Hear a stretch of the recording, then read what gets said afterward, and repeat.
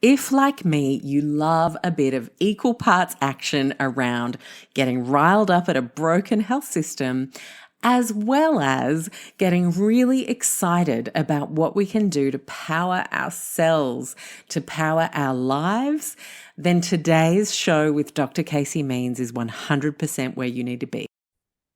Casey, hello. Alex, so great to see you. I am thrilled to have you on the show. I want to start by asking you. You were there as a conventional surgeon out of med school. You're starting to operate. Your specialization is heads and necks. That's quite a Yes. specialization. What were you seeing and what were you starting to realize about the people who owned the heads and necks that maybe you wanted to do something different? Because I feel like that might have been where your why happened. It definitely did. I remember so vividly one of my wake up call moments, which was in my fifth and final year of head and neck surgery training. And I was doing a sinus surgery rotation. So busting into the sinuses to suck out this inflammatory pus and help people be able to breathe their nose better.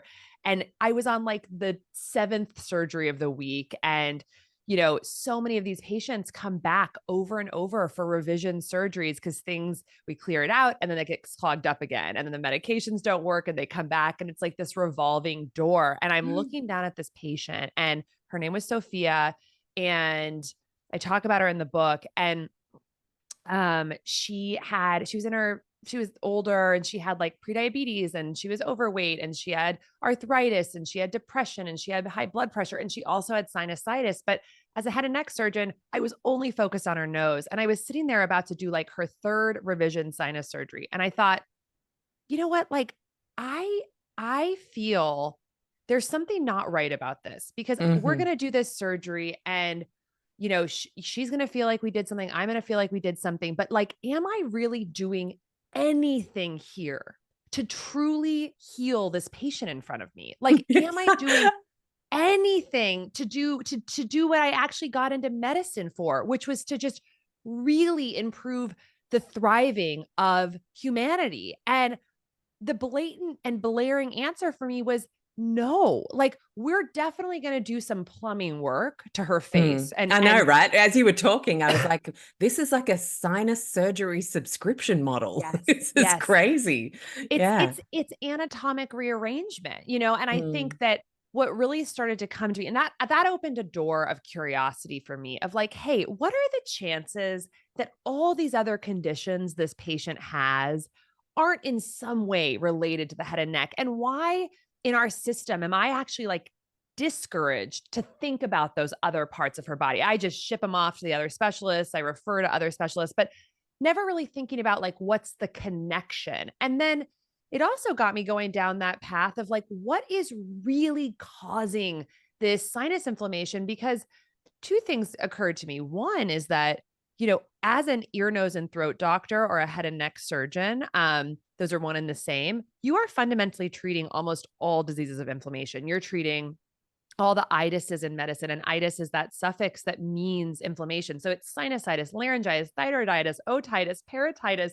cellulitis, uveitis. It's all, mm. and I literally had this like awakening that was like, I'm an inflammation doctor and I never knew it. And I never really realized I never learned, we never had a class on what causes inflammation. We only learned how to medicate it and then operate on the downstream manifestations. And then the second realization that really woke me up was, oh my God, inflammation is fundamentally a cellular issue. It's the immune cells being overactivated, trying Mhm. to fight something over long periods of time. And all this collateral damage that happens from their work is these symptoms like the swollen nasal tissues.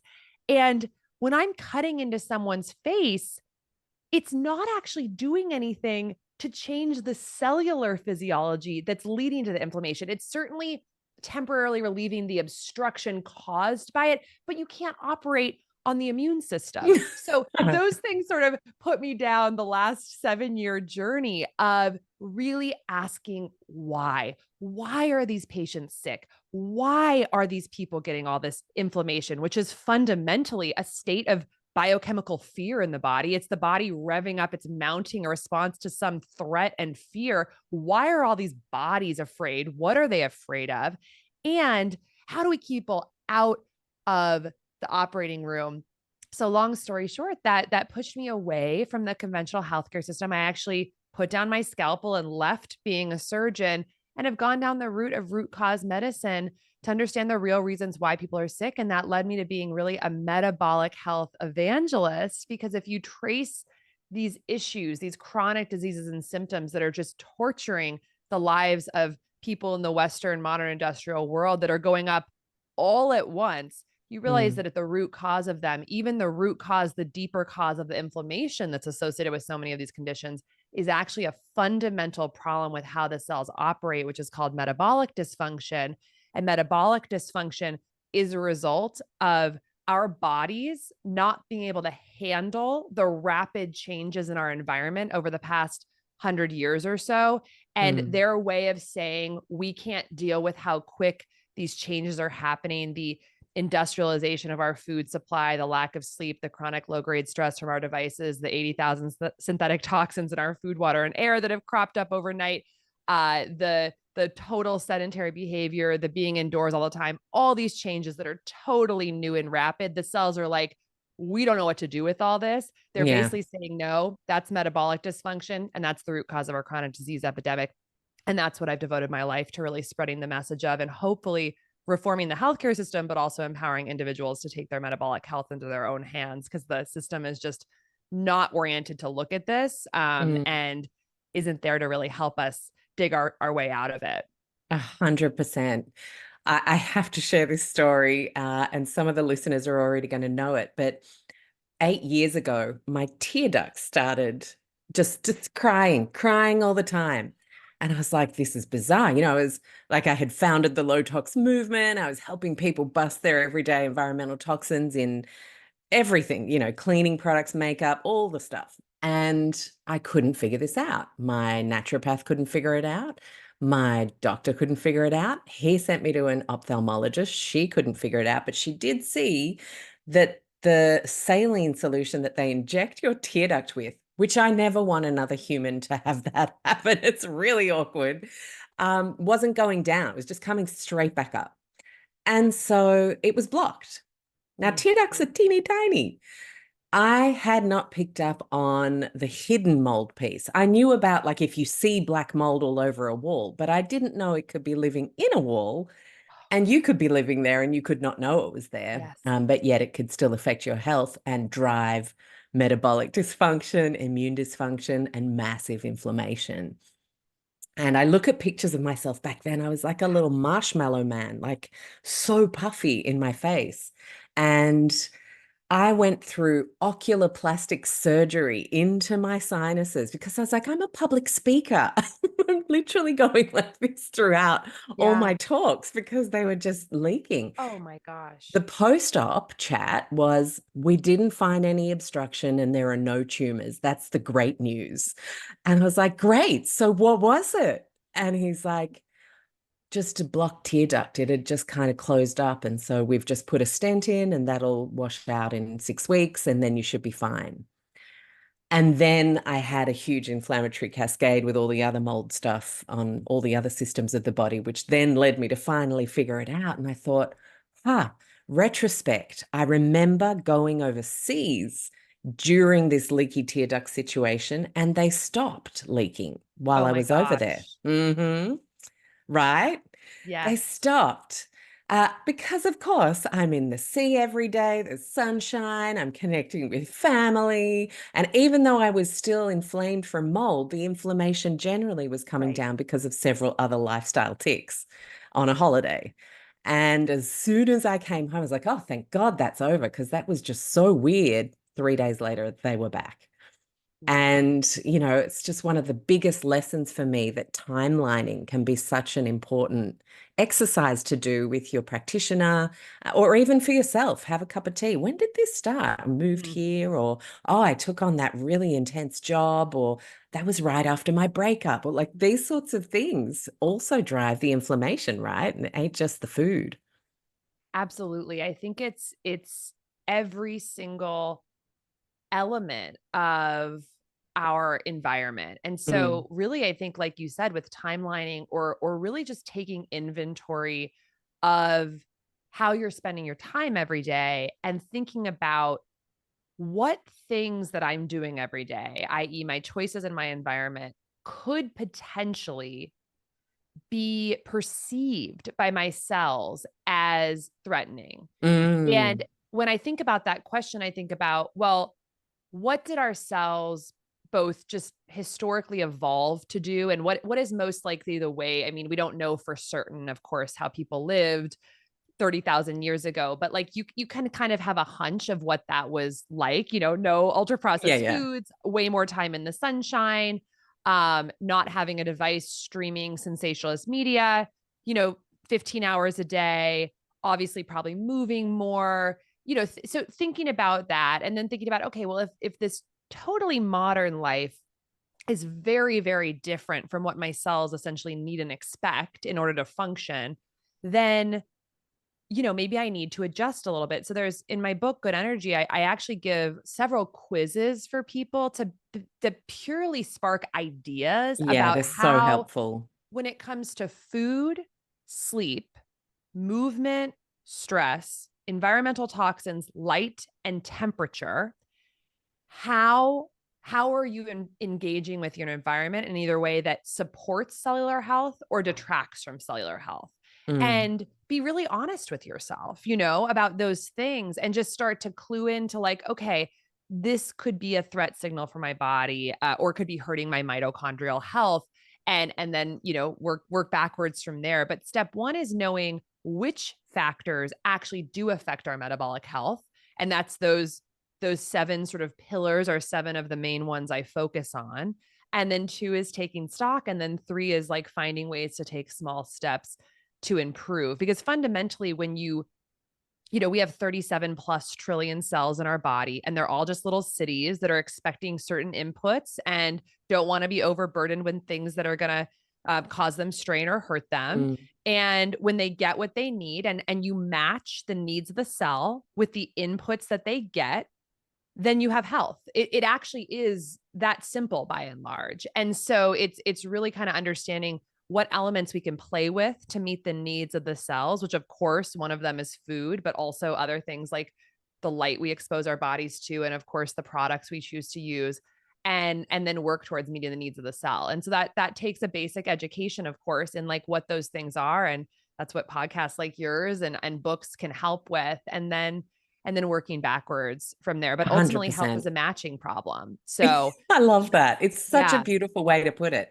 And I heard you talking recently, and I just loved this because I've been kind of obsessed with how wrong it is to be super obsessed with the granular in Mm, health. Like, do I have to cold plunge for like 3 minutes and 15 seconds? Or am I going to increase my VO2 max if I do like two sprints and 30-second rest? Or is it a 1 minute rest and like, I'm like, sure, Rafa Nadal and Tom Brady might need to play in these margins, but like Casey and Alex really just need a lot of sunshine, some good movement, good food, and nice connections with the people we love.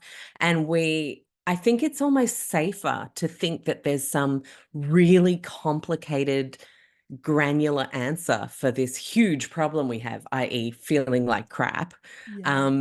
because it's actually harder to try and line ourselves up with nature in this modern life. I mean, that's a big thing to Oh, say, but what do yeah. you think? Yeah. I love what you just said, like that it actually, by obsessing about the minutia, it's almost like a safety mechanism to keep ourselves in sort of this like victimized state of like, oh my God, it's so confusing that I'm, just going to kind of spin my wheels. It's so hard. It's kind of fascinating. And I think a real point that I feel that is so important to share, at least from what I know, being a physician and my own health journey and Mm, experiences, is that it is so much less complicated than we're led to believe. And the hyper complication of the health conversation really doesn't benefit us. It benefits industry. It benefits the $4 trillion healthcare industry. I'm speaking of the US, of course, but $4 trillion mm, healthcare system, 5+ trillion industrial processed food system. If we're constantly confused about what's right and what the right strategy is,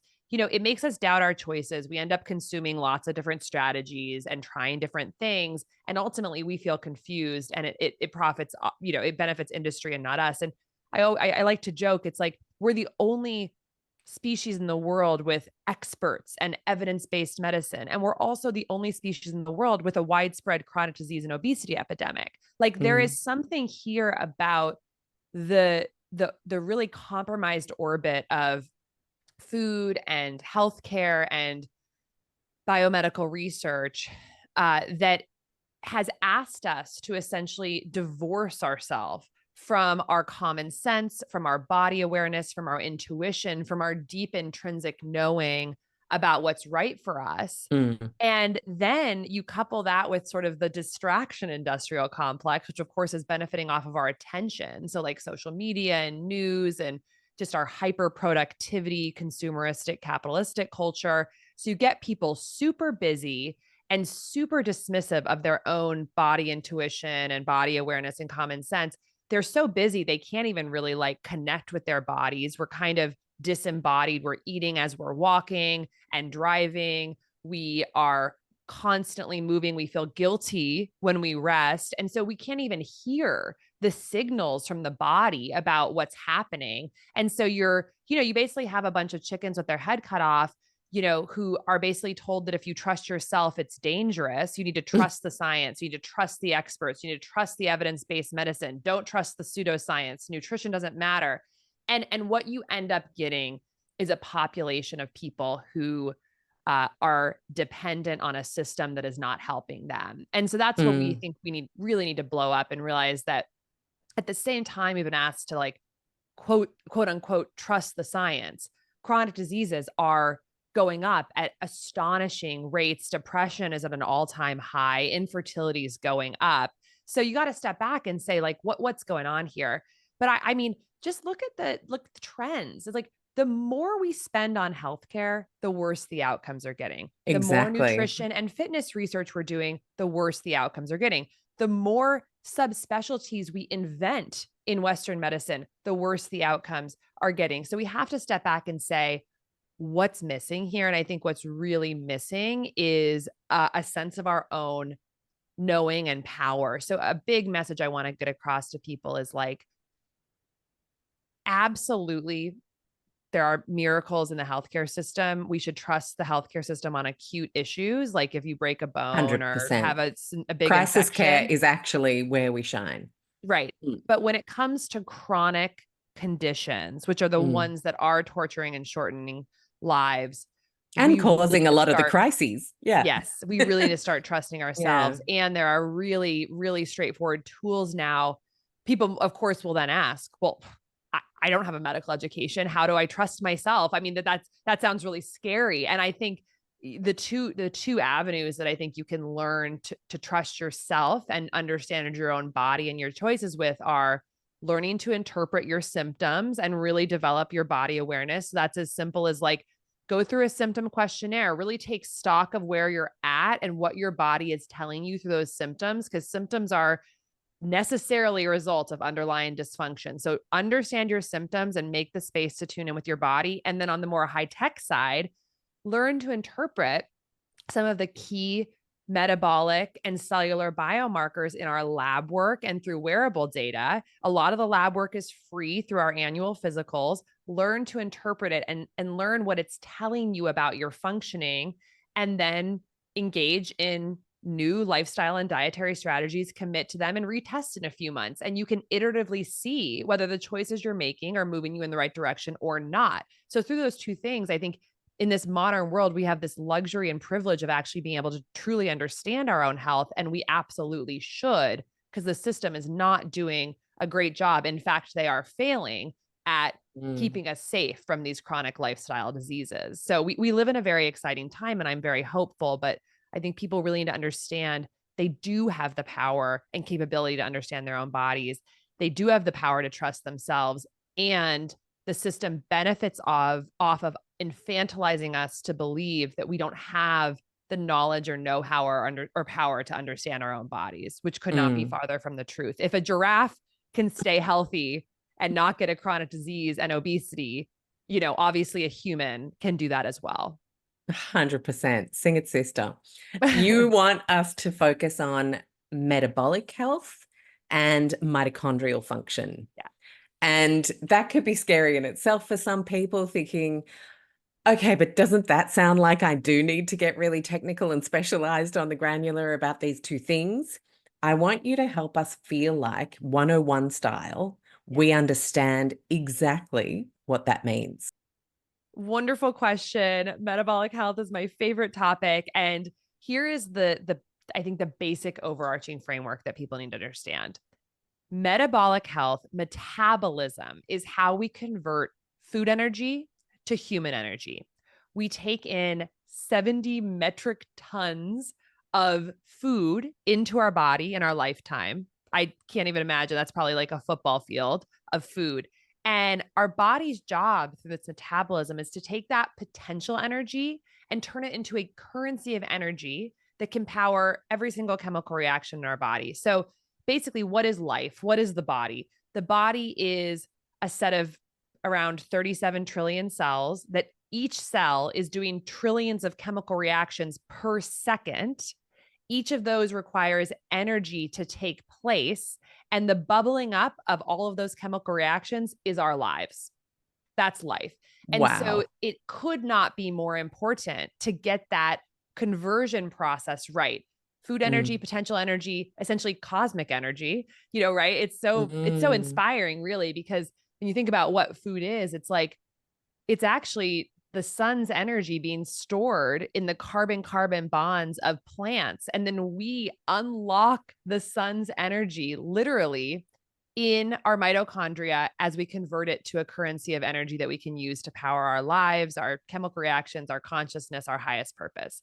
So this is why metabolism is incredible. And it's foundational for every aspect of health. Because if you don't have energy, if you're not if metabolism is broken or metabolism stops, we just die. That's Mm. you know you can live you can live for potentially a year without food. You can live for a few days without water. You can live for a seconds really without air. But if you poison your mitochondria, you die essentially instantly, because we need to constantly be producing that energy. Mm.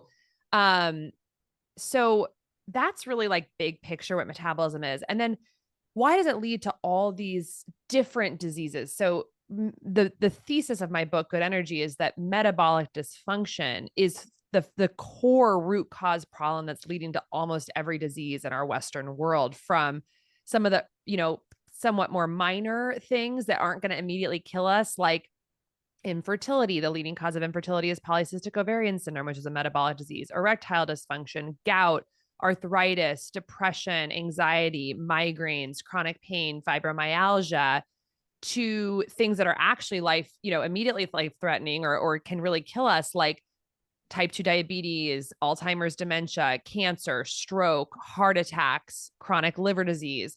Every single one of these and so many more, if we really look deep into the research, it's rooted in this problem with how our cells make energy, metabolic dysfunction.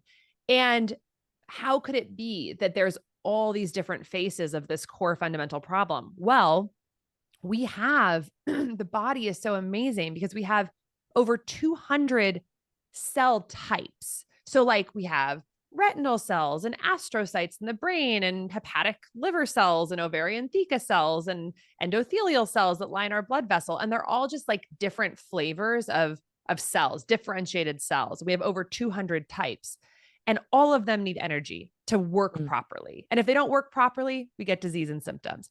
So if that fundamental process that happens in every cell of making energy is broken because of our environment and our modern lifestyle, then it will look like different things based on where that underpowering is occurring, because underpowering of a brain cell is going to have a different symptom or disease manifestation than underpowering in an ovarian cell or a blood vessel cell. So that's why it has so many faces. Now, in our conventional system, which is very much based on fragmentation and disconnection, we don't even have the education, the goggles, the connection goggles to say what's going on the deepest level. Our system is predicated on specialization and fragmentation and actually defining diseases and symptoms or diseases based on their symptoms. So how they kind of emerge in the body. So because that's the way our brains work as doctors, many are not really even asking the question, how could these be connected? And the system really benefits on that. If you think about it, like, think about the different profit here. Yeah. If you have a patient with arthritis, early onset dementia, type 2 diabetes, obesity, and peripheral neuropathy and depression, which would be many American patients today have all those issues. You know, if in the reductionist, fragmented, disconnected, symptom-based paradigm that we're all trained in, that person goes to 5 or 6 different specialists, they're on 5 or 6 different medications, chronic medications, they're maybe getting different surgeries on different body parts. That is like cash cow. Versus if we put on our connection goggles and really looked at the center of the cell at what's happening, like mitochondrial dysfunction, metabolic dysfunction, we could potentially impact those processes. And it would then have this trickle up effect on potentially improving all of it by just focusing on the right problem. And that is the opposite of what we do. We don't focus on that connected root cause approach. And so because we're focusing on the downstream manifestations and playing whack-a-mole reactive medicine, this is why, again, like I said, the more we spend, the worse we're getting. The more drugs we are prescribing, the worse the rates of the diseases are getting. The more specialists we have, the worse the rates of the diseases are getting. It's not like the more endocrinologists we put in the country, the lower the type 2 diabetes is going. It's the opposite.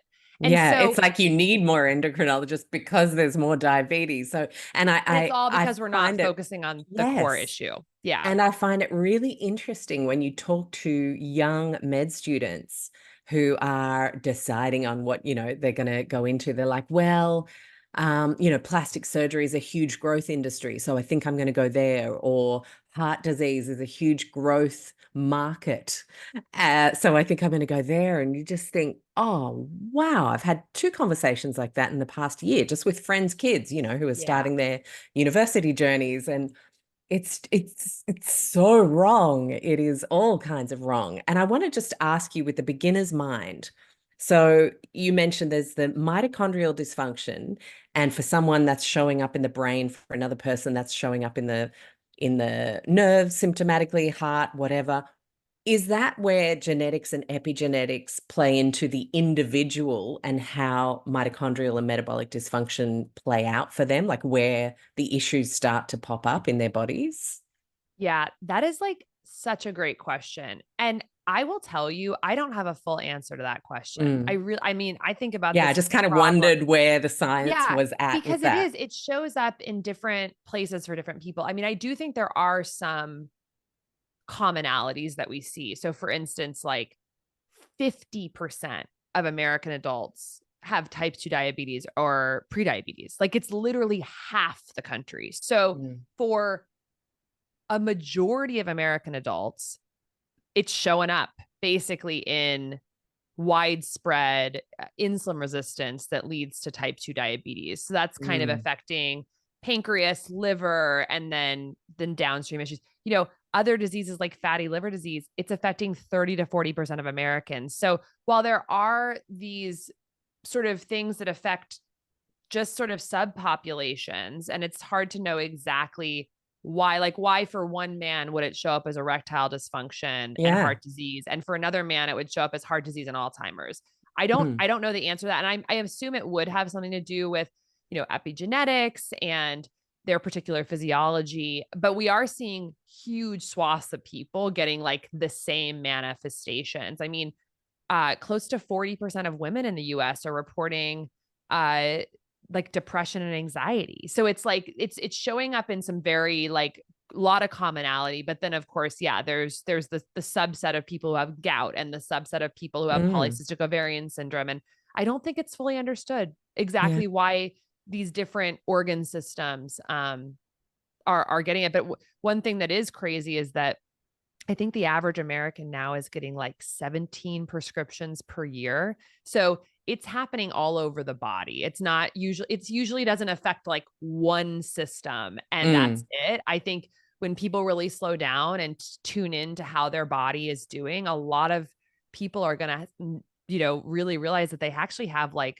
several symptoms going on, migraines yeah. and fatigue and arthritis and a little belly fat. And it's like, these things add up, and Yeah. and I think like you said, like we've gotten used to almost this like feel like crap, like Mm. baseline.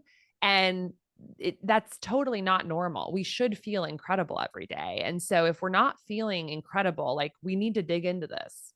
Yeah, we do. And I think there's a real danger in cultural norms, Mm, and then just the acceptance. Oh yeah, and what did the foot guy say? Oh, right, okay. And like we're just kind of chatting to each other about all our problems, and there's it's hardly a an inspiring situation, is it? Really, especially when we hit the 40s, when often, that lifestyle misalignment really comes back to bite us. mm, So I want to ask you about why you feel hopeful. mm, mm. Great question. I mean, I feel nothing but hopeful, and it's for Mm, so many reasons. One is that in the face of these really alarming trends in the like statistics and the rates of diseases, at the same time, in the last just 2 to 3 years, we have for the first time access to tools and technology that help us understand more about our health than really our primary care doctor could have ever told us. We have these wearables that tell us about our sleep and our heart rate variability, and potentially in the future can tell us about our blood pressure. Yep. Do you have Aura on? yeah, Yeah. yeah. And oxygen saturation, incredible. We've Mm, got biosensors like continuous glucose monitors that can tell us all about how our dietary and lifestyle choices are affecting this key metabolic biomarker. We have in the US now, we have direct to consumer lab testing, which is basically like where you literally go online, click a button, and then the next thing you know, you can walk into a lab and get 100 biomarkers lab tests checked for less than $500, mm, which in many cases is less than the copay you would pay to get them through your doctor's office. And these rich interpretations that come back with the labs. And so I think it's going to be interesting to see what AI does to helping people understand their own biomarkers. So those are just some of the basic things. We now have, you can order online a heart scan to see if you have heart blockages. So there's beautiful trends that are happening in empowered health. I think the other thing is like with the internet, we have access to not only every published paper ever published about, science. And of course, some of mm, them are going to have conflicts of interest and issues, but like we have access to an incredible amount of information. We also have access to pretty much information from every global, more traditional healing wisdom, mm, indigenous wisdom, Ayurvedic medicine, Chinese medicine, all sorts of different traditions. So there's all this access to information. And the other thing that I'm finding very hopeful is that, you know, if you look at the mainstream media, again, speaking to the US, but it is legal in the US for pharmaceutical companies to basically pay for advertising on Oh, mainstream it's the media. worst. It's bad. Anytime I've been at a conference in the US and you lie on the bed at the end of a tough day and you watch, just a little show to unwind, and I'm always just so blown away by what you end up having to Yeah. sit through. It's Yep. insane. It's propaganda. It's Mhm. 60% of our news outlets, 60% of their advertising budget comes from pharmaceutical industries, and a lot of the rest of it comes from processed foods. So what you get is this really sort of like dark phenomenon where Yeah. the people who are paying the bills of the news organizations are actually incentivized to have people be sick, right? To be pharmaceutical customers.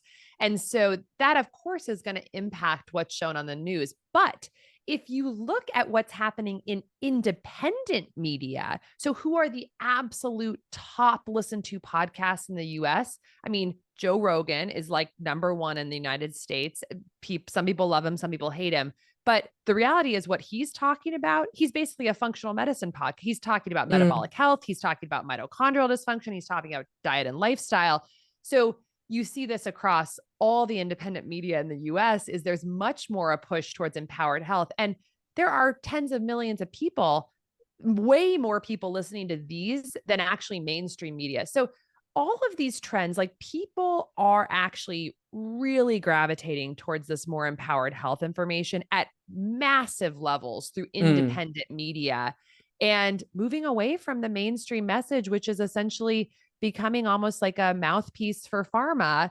And so I think there's a lot of really, really hopeful things. And I think one other thing is like a post COVID trend that we saw is that like people kind of, I think, realized that like when we were asked to social distance and do the lockdowns and all this stuff, like health got astronomically worse. And it's Mm. arguable whether it had really a net positive effect on like human health and well-being. And I think that it really woke people up to like wanting to actually move towards a more natural way of life.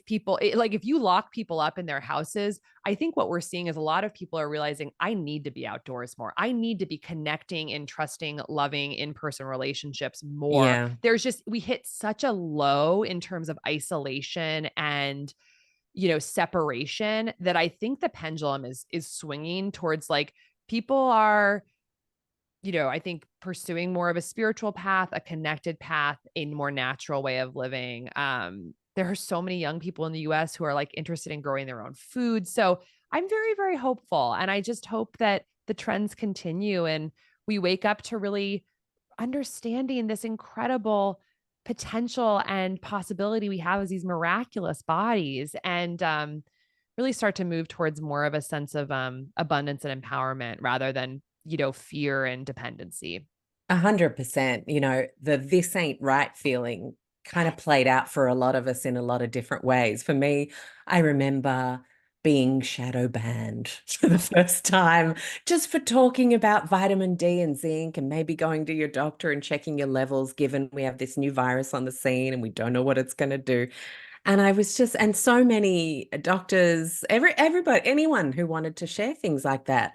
And I'm all for, I really don't mind if there's a vaccine in the mix that may be having a positive effect for some people. Fine, keep it in the conversation. But to take vitamin D and zinc out of the conversation, I think that really was a penny drop, even for a lot of conventional medical professionals who just went, well, hold on, even I'm recommending that to my patients. Why can't we Yeah. talk about that? That's bizarre. It really did make a lot of people realize there's something bigger at play here. And, nothing is black and white. But when you're a parent who sees your kid having anxiety around going on a school camp because they were literally living in their bedrooms for 3 years, then we know we have had a big disaster in a lot of ways. And it wasn't just about the unfortunate deaths from a new virus. It was about a lot more disasters. Yeah. So I really appreciate you bringing that up because it in turn becomes part of the hope conversation where we've realized Yeah. just how inextricably linked advertising revenue and news operations are. Um, there's a lot of people who are then opportunistic about like stealing people who've become aware and then getting them into some really dark shit as well, which Interesting. we don't need. There's always that opportunistic single issue person lurking in the wings to try and get you to believe a whole bunch of other stuff too. Totally. So I'm always kind of like a little bit, we don't also want to do that. So the new story is let's work on the overlaps. Let's work on what we know for sure. Let's come together where we actually agree. Because polarity is the enemy of us all. Mm. And I think that conversation of hope is one that I share. So Mm. I love that just came up organically. So good. Yeah. Yeah. So your book is excellent, I might say, and your brother played a part in writing this with you. I'm going to have to ask because, it's not every day you have to do something like worky with your sibling who you used to fight over who gets the bicycle for Christmas this year kind of stuff. How was that? Mm.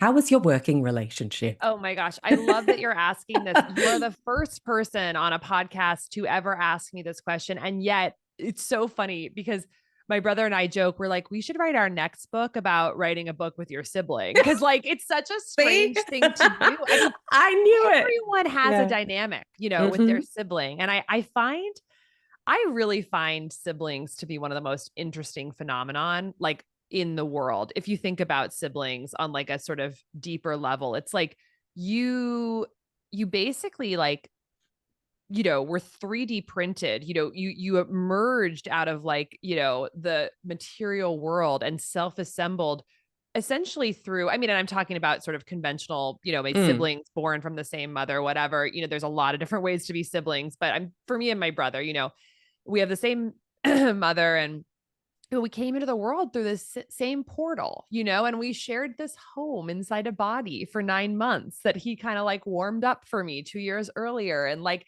there's a really cosmic, beautiful element to siblings. And, then they become this incredible mirror for us throughout life. And I Mm. think if we can really approach the sibling relationship with really a very spiritual lens, I think it can be one of the most powerful and impactful and edifying relationships of our lives if we really don't fight it. And I love something that like Jay Shetty says. He had a book called 8 Rules of Love, and he basically talks about how like everyone can be your guru. And I think really thinking about your sibling as a guru, like if Mm. if your sibling's triggering you or something like that, like it's probably the most wise person to identify why you're being triggered because you grew up in the same home, you came from the same portal. So, where on your cosmic sort of spiritual journey can you most accelerate your own personal growth by basically really examining the way you react to your sibling? So, that's all a foundation to say it was a fascinating experience. And it was very much so, my brother and I think we both joined this mission as a way to honor our mother. We lost our mother uh, just over 3 years ago to um, essentially what I would consider preventable metabolic disease, and both of us were really awoken to a sense of deep purpose in sharing a message that we really thought could help other people avoid the suffering that she had to endure and really help use her story to represent what I think is happening to so many American and international families, Mm. that we absolutely can change. And so, I mean, I'll share if you're open to it, I'll share her story briefly because I A think it hundred helps to, percent. And yeah, and can I just ask, pancreatic cancer as a metabolic disease, before we hear Gail's story, how has that gone down to even put those two things together medically? yeah. I mean, now what's so amazing is that there are like really like books being written about this idea of cancer as a metabolic disease. Mm. Like, how do we think about, we've sort of thought about cancer as a genetic disease and sort of mutations driving cancer progression. But I think that when you actually think about what allows cancer to grow and propagate, it's very much a metabolic hijacking. And metabolic dysfunction is characterized by insulin resistance and high insulin levels. And insulin is really one of the primary anabolic hormones in our body, meaning that it causes things to grow. And Mm. so, of course, like if you're thinking about cancer, it's like the unrestrained growth of cells. And and even on a deeper level, like we're making cancer cells all the time in our body because we, billions of cells replicate every day. And there's going to be mutations that crop up when we're replicating our 3 billion base pair genetic code in a cell. And the body has all these ways of addressing mutations, one of which is all these DNA repair enzymes that actually like literally like proofread the genome and like fix it, which is so freaking cool. The second way is that if you do have cancer cells that emerge, your immune system theoretically should just go and like wipe them out before they Mm. take root. But if you think about that paradigm of every cell in the body needing energy to function, and every one of these processes, even those little DNA repair enzymes, all of them need energy, good energy to function. Then if you're not producing energy effectively in the body, and if you're essentially underpowering your cells with the right nutrients that not only help metabolic processes, but also help these enzymes work properly, because enzymes in the Mm. body, like little protein machines, they need adequate micronutrients to be both built and to function. So the things that lead to metabolic dysfunction, like all the lifestyle stuff, is also going to lead to the function of how these repair mechanisms work.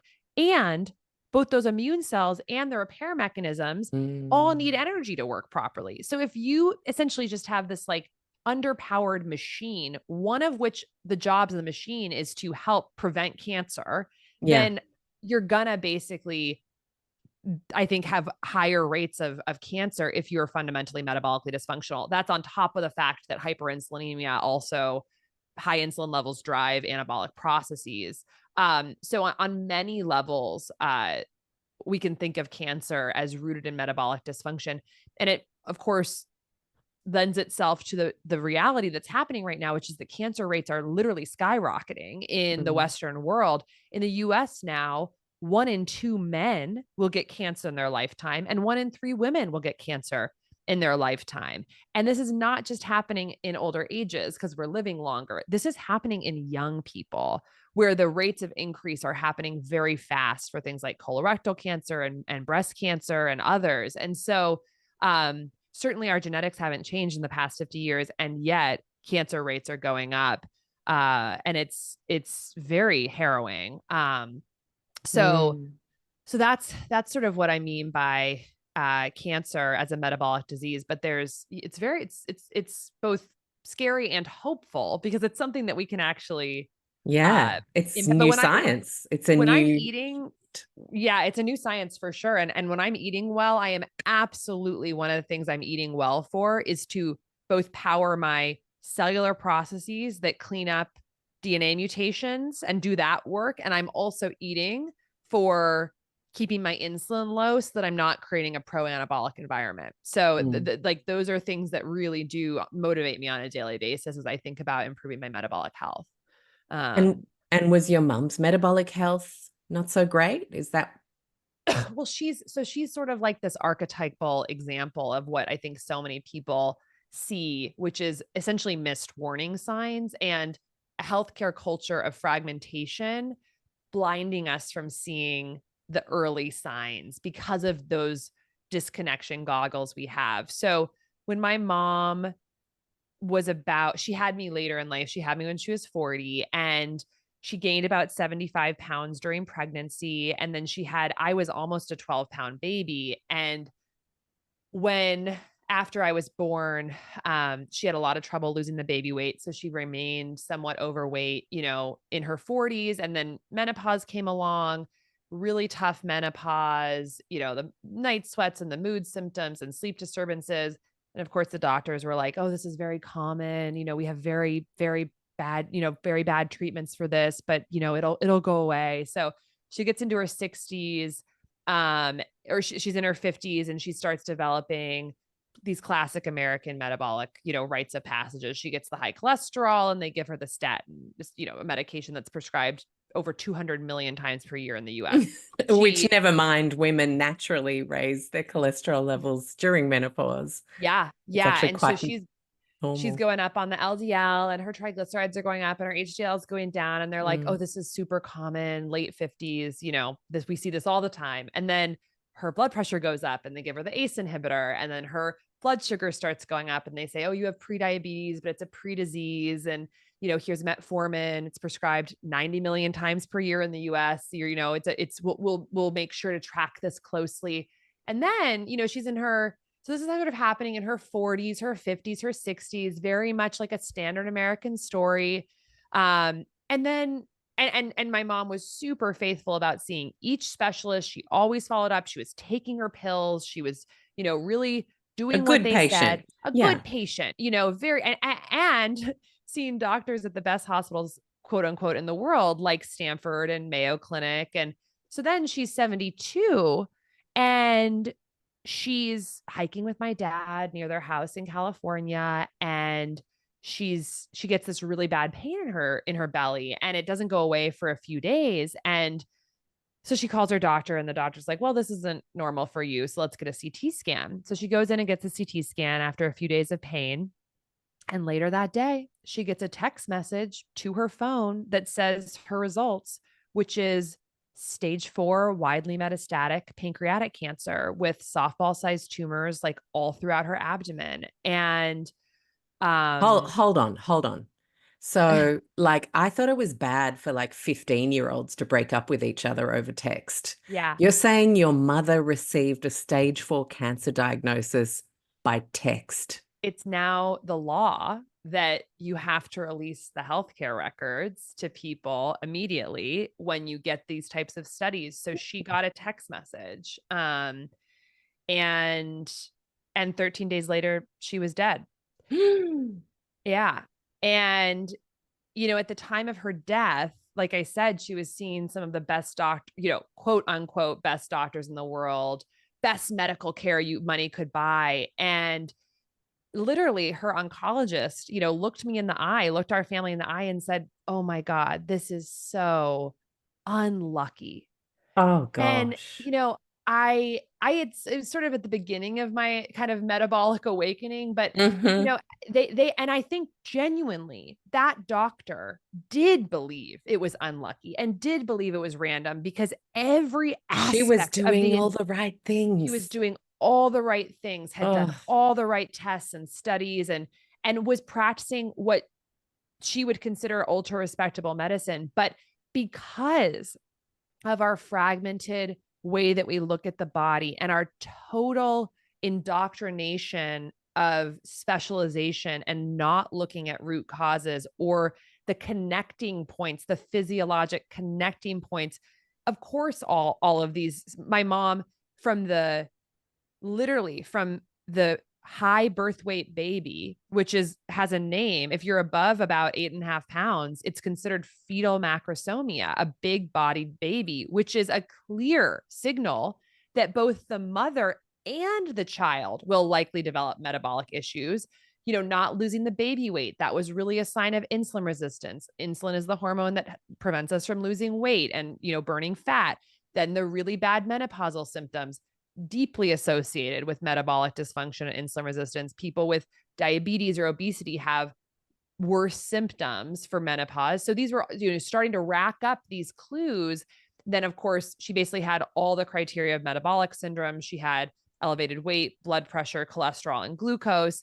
And then she gets the cancer. So really, my brother and I, the mission that we have and what made this process so beautiful to work together and really transcended, I think, any issues that could crop up of working so closely with a collaborator is that we are so laser focused on trying to bring a more connected root cause framework to both individuals in the healthcare system and bring this good energy framework of seeing the interconnections between diseases. And the fancy word for this is like systems and network biology. It's a mm. field of medicine that really takes into account the biochemistry of what's leading to disease. But while this field of systems and network biology sort of exists in the research and it exists sort of in the functional medicine world, it has not even remotely touched the mainstream medical world, which is why we could spend $20 trillion on healthcare costs in the US and we're not going to get better because we're literally just not focusing on the real cause of the issue. And so my mom is really kind of one of those stories that I think illustrates missing the warning signs because we don't have the correct framework for what's going on in the body. And the correct framework is rooted in connection on every Mm. level.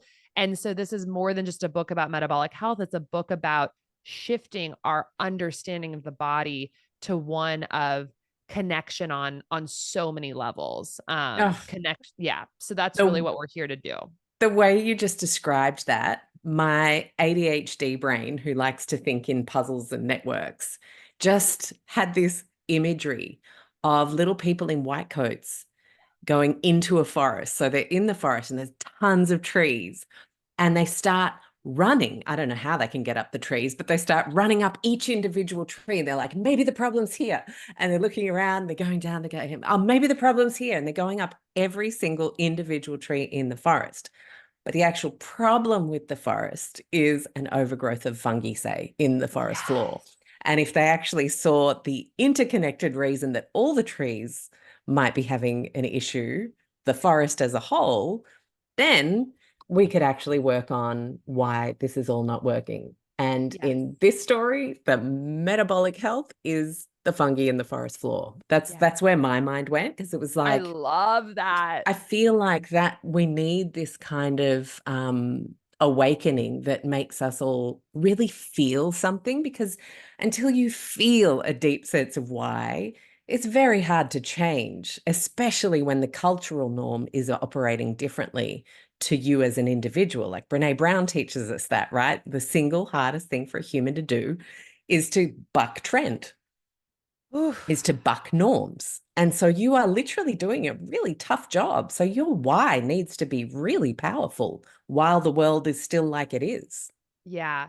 Yeah. And the why has actually evolved over time. I think Mm, very much the why is with my mother and with a sense of just such sadness at all the human potential that is essentially just being squandered, the ability for people to live, to reach, their highest calling, because our bodies are broken, and they're broken because the mm, system is not focused on the right thing. I mean, that really motivates me. But I think as I've gotten, I mean, this book is, a 3+ year journey. And I think I've actually anchored into an even deeper why, which is that,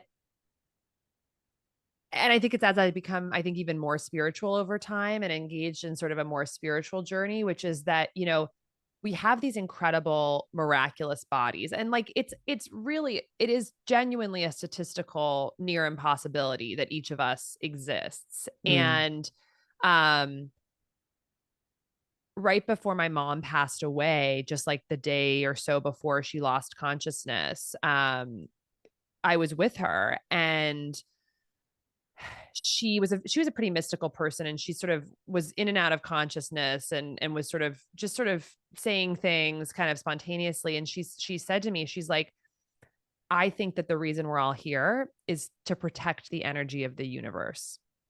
And I was like, I didn't really know what that meant. And I have been meditating on it, though. I mean, I would say pretty much continuously in the background since she said it, because she was sort of in and out of the realms, I think. And I think when we think about metabolic health, it's like, it's fundamentally about how we convert through our form, how we convert cosmic energy, food, sunlight, to human energy. And right now, metabolic dysfunction, which affects 93% of Americans, We're it's not it's far a behind in Australia, don't worry. it's a Yeah. fundamental block. It's a block to the flow of energy through us into a Mm, form that can help us love and help us think and serve and generate emotion, and and essentially the energy, if we think that maybe the energy of the universe fundamentally is like love or light, this insulin resistance, this metabolic dysfunction that's affecting literally nearly 100% of us, which is only a phenomenon of the past mm, 100 years, is a fundamental block to the channeling of energy through us. And I think that's very dark. And I think that everything we do to mm, support our mitochondria being unburdened to be those channelers of energy is something that we're doing to actually, I think, increase essentially like the fundamental positive vibration of the universe in a way. It's like, it's bigger than just our 100%. cells. It's a transmutation of energy in a positive and good way. And so Yeah. we have to connect to that, I think, deeper layer of like, not just, I mean, we're kind of squandering our potential in this miraculous, precious life by not protecting our mitochondria, but also we are these transformers of energy who are here for a reason. And when we protect our mitochondria through food, sleep, movement, stress management, avoidance of toxins, and good light and temperature hygiene, and free them up to do their best work, we become part of this miraculous, unbridled flow of energy through us. And I think that's really beautiful. And I think that's become more of my deeper why. Oh, that's so awesome, Casey. And I agree. I think if we could call it quantum biology, I Yeah. guess that's really what the name of it is. It's such an exciting thing to think of ourselves as part of a huge cycle of limitless potential that are unfortunately stuck in a cycle of limitless devastation right now. And we have the power to shift that energy either way. And that for me is like you said, to meditate on your mum's words when she was moving through those realms like that. You couldn't be a truer being than a person on the precipice of death, Right. right? Right. Because I mean, duality is starting to, yeah. the duality is starting to unfold, right? Like we have the body and the spirit, if we believe, this is how I believe, but like, and so of course the suffering that we experience here is because we've forgotten our spiritual nature. We're so in the Mm, body and so in this material world that we forgot that actually we're these eternal, infinite spiritual beings that are in a body. And so I think as you are, as she's dying, she's closer to that that state truth. of Yeah. truth that we are essentially, you know, shrouded from as we come into this world. And that, like, I mean, of course, Buddha and all these spiritual traditions, it's like enlightenment is a remembering of our true nature. And I Mm, think, to me, part of why we're so sick is because the Western world has so despiritualized our lives that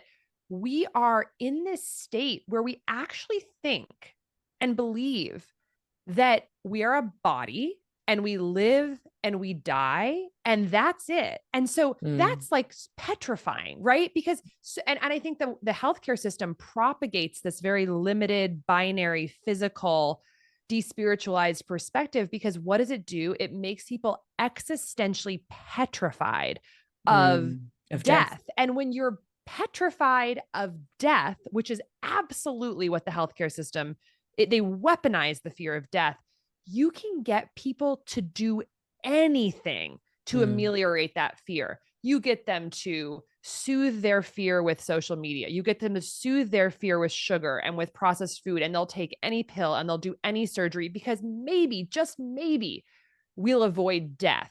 And so it's actually in our super petrified system, which the system propagates, and not understanding our true nature, we just fold to anything that'll soothe mm, us. And I think it's actually the journey of thinking about our true nature that actually makes us powerful in mhm. not being so malleable. And this is what you were talking about, like the optimizations and the protocols and the 12 minutes of this and that. That's where I Yeah. really feel like the conversation has lost its way, because Yeah, it feeds into the fear, and yeah, scared and people can't serve. scared That's the people can't scary part. and the Mm, last chapter of my book is called Fearlessness, the Highest Level of Good Energy, which fundamentally gets into a lot of these points. And there's a beautiful saying that I love from the Taoist tradition, which is that basically we need to remember that as a living being, we are a process, not an entity. mhm. And I think when we do realize that we are not this body, I'm not just a Casey that's here and I live and then I die. I'm actually, throughout our entire lives, we're a swarming hive of matter and energy physically. I mean, this is not woo. This is like Yeah, yeah. literally, we take in 70 metric tons of food and we're constantly rebuilding our body. We are, your skin turns over fully in like 40 days. Your gut lining turns over fully in like a week.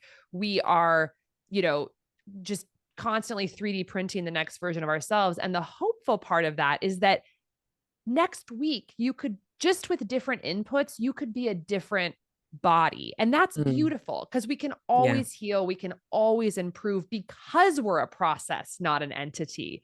And on top of that, it makes us realize that we've got to eat healthy. We've got to have clean water. We've got to protect the soil. We've got to have clean air because we are totally one with all of it because we are a process. And so, Hmm. yes, of course, if we're a body and an entity and we're separate, maybe it doesn't matter what the air is doing, what the water is doing. But when you realize it's actually like if we could zoom in and actually see what's going on with our cells and our atoms, we'd realize it's actually just all connected. Again, connection.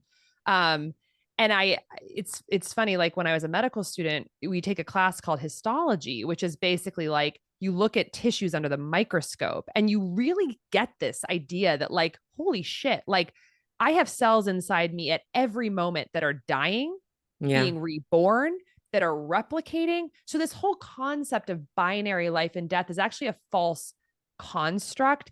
And so people might say, well, then why does it all matter? And it matters because actually when you accept the true nature and become fearless in acceptance of this eternal process that we're a part of, we make better daily decisions because we are Mm. honoring this miraculous experience that we have to be this form of the body. And it's not rooted in fear of death and scarcity and alleviating our suffering. It's actually about realizing that we're part of an abundant eternal universe. And in that knowing and security, we have the internal biochemical sense of safety to be our healthiest. And I think to make decisions that honor our lives. And so I just so wish this was more a part of the Western medical conversation because how do you build a system? We've built a $4 trillion system on the US that is looking at the body as an entity, not a process. And so, of course, it's not working because we're not Mm. taking into account our true biological, physical, chemical, and spiritual nature. So, Amen. amen. That's huge. And now I feel really freaking frivolous asking you the next question as Oh, we give it to me. I round love it all. as we round to a close. I want to know, because I know people want to know, a good energy meal. You obviously break it all down in the book, but I thought we could pull this out of the book and I could ask you, what did that look like for you today? Because it's kind of coming towards the afternoon for you in your part of the world. So, what has a good energy meal looked like for you today? Oh my gosh. So, the way I think about meals is very like frameworks based, and it's very simple. I think to meet the needs of your cells, the best thing you can do is make sure that every meal has a fiber source, a probiotic source, a good omega-3 source, an antioxidant source, and a healthy protein. So it's like components, very modularized meal. And so those are the 5 things that I really try and get into every meal. And then the 3 things to keep out are refined processed sugars, refined processed, ultra processed grains, and refined processed industrial oils. And if you take those 3 out and put those 3 things in every meal, you have a very good chance of meeting your cell's needs and not overburdening them with the stuff that's going to hurt them. And essentially, from the dietary perspective, do the things that are going to free your mitochondria to do their best work. I focus on real unprocessed foods over any dietary dogma. And a layer that I think is so important and not actually frivolous is actually really trying to source your food from the highest quality sources, like, from the farmer's market, where you can actually talk to the farmer and understand what the soil was like and that it didn't have pesticides on it. And the reason that's important is because, when we think about that 70 metric tons of food that we eat in a lifetime, if the soil is poor, then a lot of those 70 metric tons is not actually serving as much of a valuable purpose in your body of the micronutrients, the genetic regulators, and the stuff you're building that you're 3D printing that body of, next week Mm. from is empty. And so that's why the soil matters, is because it's basically giving you so much more ammo to build that healthy body. So with all that said, the meal I had today um, was exactly this. So I love in my past life of eating regular conventional foods, I love tuna sandwiches. So Hmm. it'd be like tuna, mayonnaise, pickle relish on, whole wheat bread with maybe a lettuce and tomato. And the way that I have made that sort of good energy friendly is I actually use flax crackers. So I have flaxseed organic flackers. There's a great brand in the US. I know you guys Flackers. have it there. Flackers. That's so It's so US. I love good. it. Yeah. And then I take a can of wild caught salmon instead Hmm. of tuna because it has more omega 3s, less mercury. And I mix it with a seed oil free mayo. So there's now these A great nice brands, egg mayo. Yeah. an egg mayo that's made with avocado oil, which is a That's much what we do healthier ours oil. with. I woke Yeah. up on Sunday, my 14-year-old boy had taught himself how to make a mayo from someone on the No, internet, and he had made this no, beautiful, fresh egg and avocado oil no. mayo. And I was You like, must have been so proud. Yes. yes, I really was. And yeah, so a little bit of avocado oil mayo. And then instead of pickle relish, which has like artificial colorings and a bunch of crap, I just use sauerkraut. And Mm. so the sauerkraut gives the tang and that sort of briny flavor. And then I serve it with half an avocado. So in that, I'm getting tons of fiber from the flax crackers. I'm getting omega 3s from both the flax crackers and the salmon. I'm getting healthy protein from the salmon and the flax crackers. That meal alone had about 45 grams of protein. I'm getting a probiotic source from the sauerkraut, and I'm getting antioxidants from several of the things from the antioxidants Sauerkraut from as well. Yeah. the sauerkraut, the avocado, even the flax seeds actually. And Mm. so all five components of a good energy meal in one super simple meal that takes literally 3 minutes to prepare, and no refined grains, no refined seed oils, and no refined sugars, which the tuna sandwich, like if you look at the average bread in the US now, it has sugar, grains, and seed oils in it. Hmm. And so no natural flavorings like you'd get. Again, a lot of breads in the US have natural, these artificial and natural flavorings, which are all synthetic crap.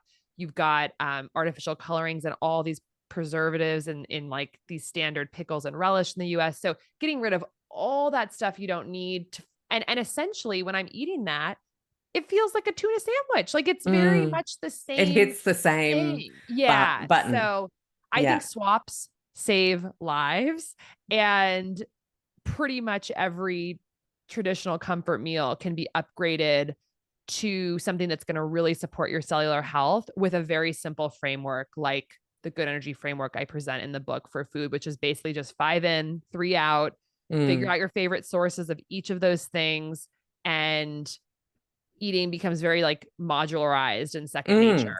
Mm. But what I love about that is it still respects the idea of favorites. Like we're not leaving everything we love for this brave new land of complicated recipes and meal planning and all the things. It's like, how could I do bread better?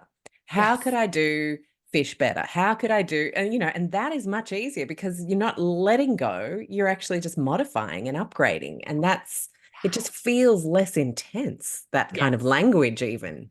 Totally. Mm. I love I just put out my newsletter today, and I actually talked about this exact meal because I've been eating it on repeat recently, but it's like I use the word upgrade like you just said. Mm. It's just an upgrade. Like Mm. it's not like a totally different thing. It's just an upgrade. And I love the other word that everyone's using now of like zhuzhing something up. It's like Yeah. just Love a zhuzh the good zhuzh. sandwich. You make Yeah. it, and it's like so it's not, yeah, it's not so intimidating.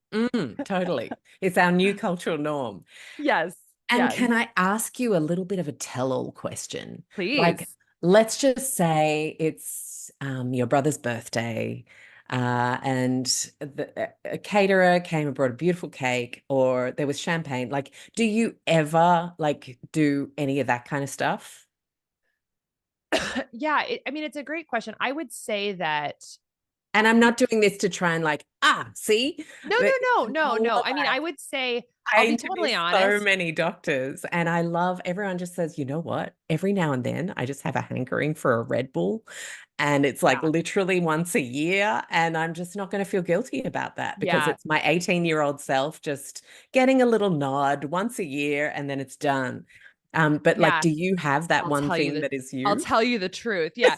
I mean, I would say I am it's I would say the conventional way to say it is like I'm very disciplined. Like food, Mm. but I don't feel disciplined because like we You're talked about with committed. You're committed. I well, think it's different.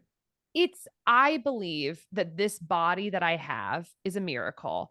And I Mm. believe that if I optimize the form of this body, I can get closer to God in this lifetime. Like that's what I believe. And Mm. I can transcend the body and connect with the spiritual world. Because I believe that my form helps me with that journey and that is what's most important to me in life.